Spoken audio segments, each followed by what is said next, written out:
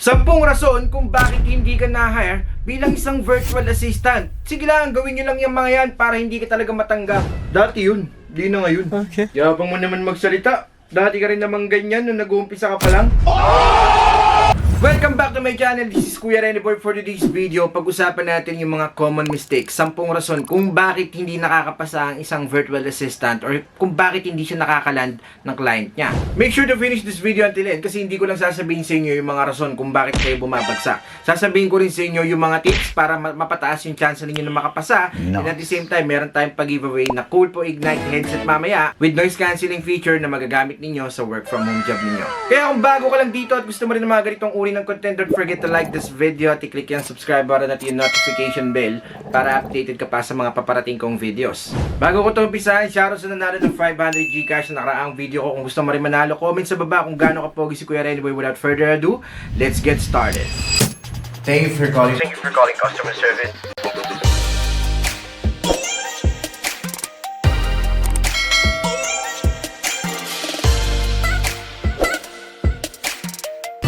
Welcome back sa channel ng mga swabe. Nagbabalik ang inyong likod, Kuya Rene Boy, para magbigay na naman sa inyo ng tips kung paano kayo makakapasa or makakasungkit ng mga work from home job. Pero syempre, survey muna tayo sa lahat ng mga naghanap ng work from home dyan. Comment sa baba, work from home. Sa mga naghanap naman ng call center job na local account, comment sa baba, local account. For today's topic guys, napaka-importante nito sa lahat ng mga gustong mag-venture as a freelancer or virtual assistant kasi malalaman ninyo yung mga dapat ninyong iwasan. Okay? Kasi karamihan sa mga applicants ngayon, may giniganti yung gawain nila, hindi nila alam, yun pala yung nagiging rason kung bakit hindi sila nakakapasa.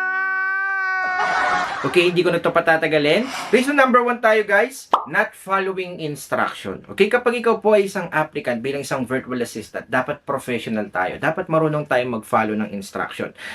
Kung napapansin ko lang ngayon guys, marami po haw ng haw palagi. Hindi nila binabasa na maigi yung mga instruction kung paano mag-apply. Kahit nakalagay na lahat ng details, for example, yung mga content creators ng mga freelancing industry, naglalagay na sila ng details kung paano tayo mag-apply. Ang ginagawa pa rin nila, nagko-comment pa rin sila ng how. Okay? May nakalagay na doon, may instruction na mag-send kayo ng email, ng resume ninyo, ng cover letter ninyo. Dito sa email address na to, ang ginagawa nila, nag-PPM pa rin sila doon sa mga content creators. Tapos how ng how, yung tipong pupunta doon sa email address, magtatanong pa rin ng how. Another example ng hindi pag-follow ng instruction guys, for example, kapag nag-apply kayo, katulad, for example guys, sa Pineapple VA, kung mapapansin ninyo, kapag binasa ninyo na maigi yung instructions doon, may makikita kayo na kailangan ninyong maglagay ng word na Pineapple sa application ninyo. Kasi doon nalalaman ng mga employers kung kayo ba talaga ay nagbabasa at marunong sumunod sa instruction. And katulad rin ng mga na-experience ko, kung napapansin ninyo, pag every time na nagpo-post ako, nagpapa-fill out ako ng form. Kaso yung iba hindi marunong mag-follow ng instruction, kulang-kulang po yung mga details na pinifill out nila. Hinihingi ko yung mobile, email address, pero ang sinesend lang sa akin is pangalan lang tsaka email address, kulang ng mobile number. What? Tapos mangungulit sa akin, nagagalit sila, Kuya Rene Boy, hindi po ako natatawagan. Stop it. Get some help. So, in order for you para mapataas yung chance mo na makapasa sa freelancing or sa pagiging virtual assistant, dapat magaling kang mag-follow ng instruction. Reason number 2 kung bakit hindi ka nakakapasa bilang virtual assistant, generic resume. Okay? Yung minsan kasi guys, yung resume natin napaka-generic. To the point na hindi natin siya ina-update. To the point na, halimbawa, ina-applyan natin is social media manager, hindi natin na-update yung mga work experiences, yung mga tools, mga soft skills na meron tayo. Guys, dapat guys, iti-tailor natin yung resume natin based dun sa company or sa job position na ina-applyan natin. Siyempre, para matpataas yung chance na makapasa tayo. Kasi kadalasan naman sa job description na ina-applyan natin, nakalagay naman dun yung mga tasks, mga duties and responsibilities, yung mga qualification, ano ba yung mga soft skills na kinakailangan para sa trabaho na yun. Nakalista yun. So, dapat guys, iti-tailor po natin yung resume natin base dun sa job hiring na ina-applyan natin. For example, naglagay sila ron ng listahan. Kailangan namin dito may alam sa calendar management, may alam kahit papano when it comes to sa paggamit ng mga ganitong tools. Dapat guys, yung ipapasa natin na resume, naka-indicate dun guys yung mga tools tsaka yung mga soft skills na kinakailangan ng employer na yon. With that being said guys, hindi naman totally kailangan meron ka talagang experience, okay? Hindi naman totally kailangan nakapag-handle ka na talaga ng client before para malagay mo yan sa resume mo. Kasi marami namang paraan. Pwede kayong mag-self-research guys, pwede ninyong alamin yung mga tools na yon. At kapag alam nyo nang gamitin yung mga software, yung mga system, yung mga CRM na yan, pwede nyo nang isama yan dun sa resume ninyo. Yun po ang tinutukoy ko. Reason number 3, failing to research about the employer. Guys, kapag nag-a-apply po tayo sa isang company, agency about virtual assistant, dapat guys, i-research natin yung employer o yung company na ina-applyan natin. Ano ba yung campaign nila? Ano ba yung industry nila? Solar ba yan? Healthcare ba yan? Real estate ba yan? Dapat, i-research muna natin na maigi. Kasi guys, malamang sa alamang kapag sinalang kayo sa interview, magtatanong yan, ano bang idea mo sa real estate? Ano bang idea mo sa healthcare? Ano bang idea mo sa solar? Parang ganon. Yeah, I don't even know. Like, I can't even tell you that. Diba, dapat meron po tayong idea dun sa certain industry nung ina-apply natin. Alamin natin yung mga core values na hinahanap nila sa isang applicant. Alamin din natin yung mission and vision ng company nila and kung paano tayo makakapag-contribute, okay, doon sa business nila. Always remember guys, kapag gusto niyo mag-apply bilang isang virtual assistant, dalawa po yan.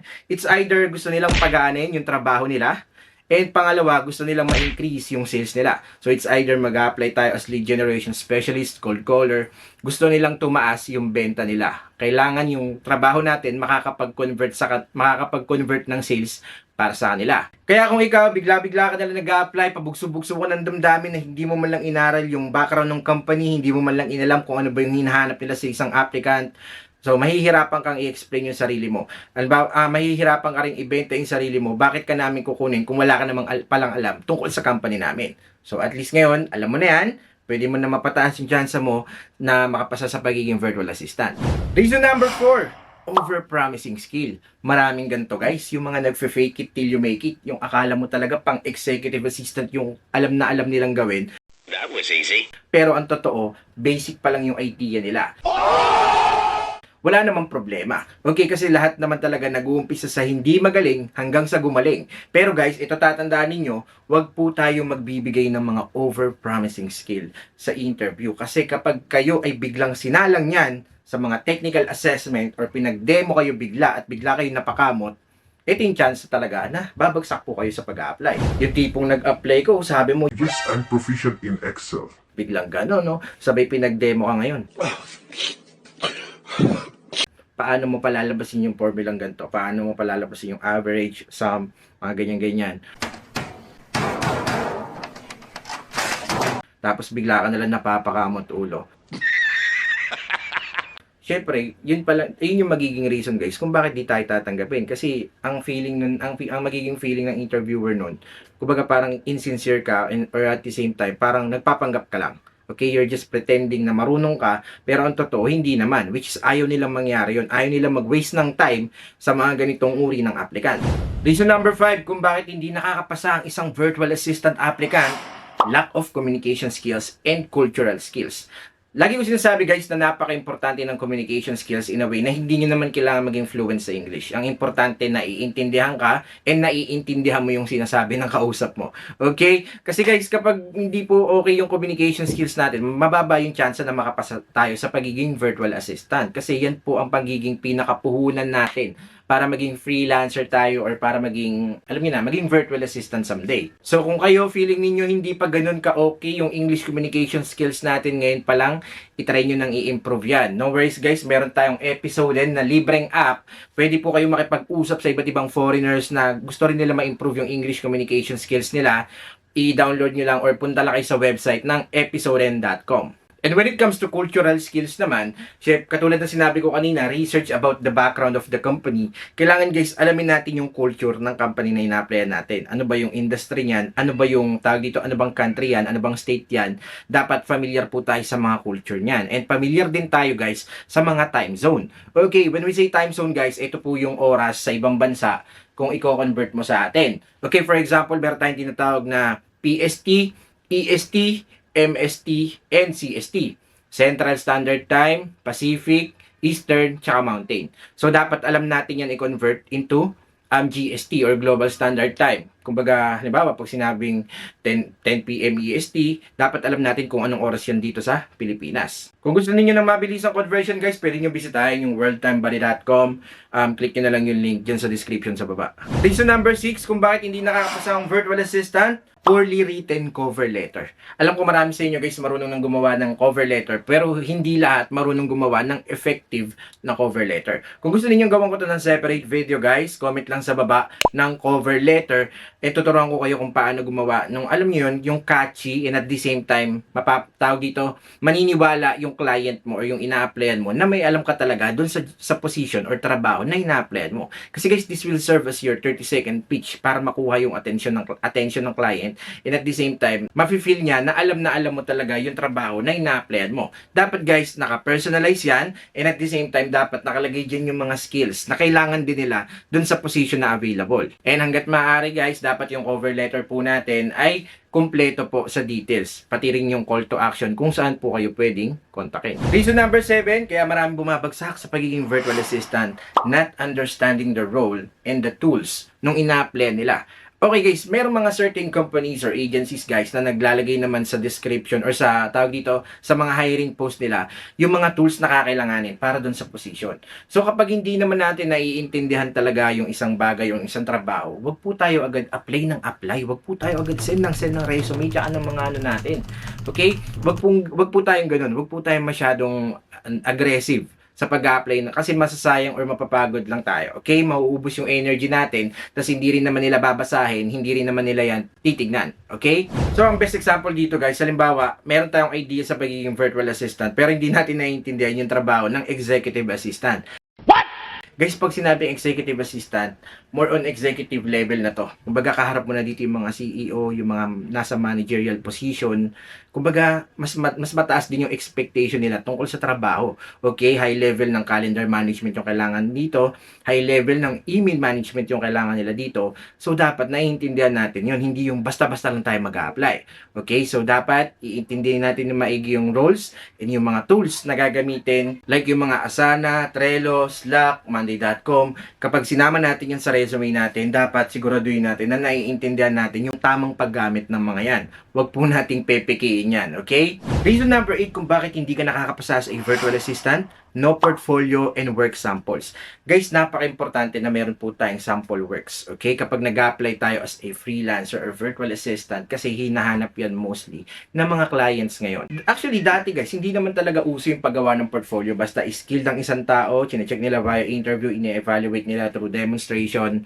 Wala na portfolio. Dati, nakakapasa naman sila as a virtual assistant. So ngayon kasi ang uso po, meron na po dapat tayong portfolio and work samples. Okay? Hindi naman kailangan na meron ka ng experience or naging virtual assistant ka na before para makagawa ka niyan. Maraming way po para makagawa ka ng sarili mong portfolio. Pwede ka nang gumawa ng mga sarili mong na-edit na videos, gumawa ng mga sample copywriting mo, mga articles, vlogs, content creation na pwede mong ilagay sa mga sample works mo. Kasi ang paggawa ng portfolio guys, para lang rin tong resume pero templated. And mas maganda yung mga visuals para makita and ma-attract mo yung client na ina-apply mo. When it comes sa paggawa ng portfolio guys, meron din tayong separate video na ginawa dyan. Kung hindi mo pa napapanood, link it up there, makakatulong sa yan. Reason number 9, incomplete application. Okay, isa sa mga reason kung bakit hindi nakakapasa yung mga applicants guys. Kasi halimbawa, pinag-fill out sila ng form, hindi nila nilalagay lahat ng details na kinakailangan ng company. Ini-ignore nila yung mga job requirements, katulad ng tawag dito, pag kailangan mong ilagay yung internet speed, yung screenshot, kailangan naglalagay po tayo. Kailangan din ilagay din po kumpletuhin natin yung mga interview questions na nakalagay dun sa mga online forms. Dapat lahat ng details po ay tama at dapat sinusunod natin lahat ng instruction. So, babalik pa rin talaga tayo sa reason number 1. Okay? Dapat nagpa-follow tayo ng instruction. Okay? Wag natin babaliwalain guys yung mga job requirements. Pag nagbigay sila ng listahan na ito yung kailangan namin sa isang applicant, dapat kinukumpleto po natin yan. Okay? Kapag kailangan nila ng screenshot ng computer mo, ng system mo, ng tungkol sa mga specs ng computer mo or laptop, dapat ilalagay po natin yung details na yan. Last but not the least guys, lacking of professional online presence. Kaya kung ako sa inyo guys, kung wala pa kayong LinkedIn profile, gumawa na po kayo niyan. And syempre, connect na rin kayo kay Kuya Rene. Meron din tayong Renaissance VA LinkedIn page. I-follow nyo ako doon. Okay, napaka-importante ng professional online presence kapag nag-a-apply po tayo as a virtual assistant. Okay, alam naman natin guys, alam nyo yun, medyo mataas na yung market when it comes to freelancing, napakarami na pong nag-a-apply, and kailangan yung gumawa ng paraan ngayon para mag-stand out. Okay, at isa sa mga tawag dito, nire-recommend ko na gawin ninyo is kahit papano meron kayong sariling landing page or website. Kasi actually marami na ring ways para matutunan talaga yan. Okay? Kapag meron kayong website, parang pwede na rin itong magsilbi bilang inyong portfolio na kung saan malalagay nyo na yung mga sample works ninyo, at least link na lang yung ibibigay ninyo sa client. Ito, pwede mong pakita yung website mo or yung landing page mo. Ito na yung mga sample works ko, may mga testimonials pang kasama. Ito na po yung parang pinaka-portfolio ko.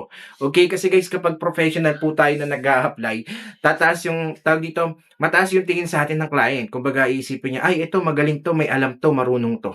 Okay? Yun kasi ang importante guys sa pag-apply bilang isang freelancer or virtual assistant. So that's it for today's video guys. Hopefully may natutunan na naman kayo kay Kuya Rene Boy. No worries guys, marami pa tayong i-upload na videos about freelancing, about virtual assistant para ma-make sure natin na makakapasa kayo at makakuha rin kayo ng client ninyo online.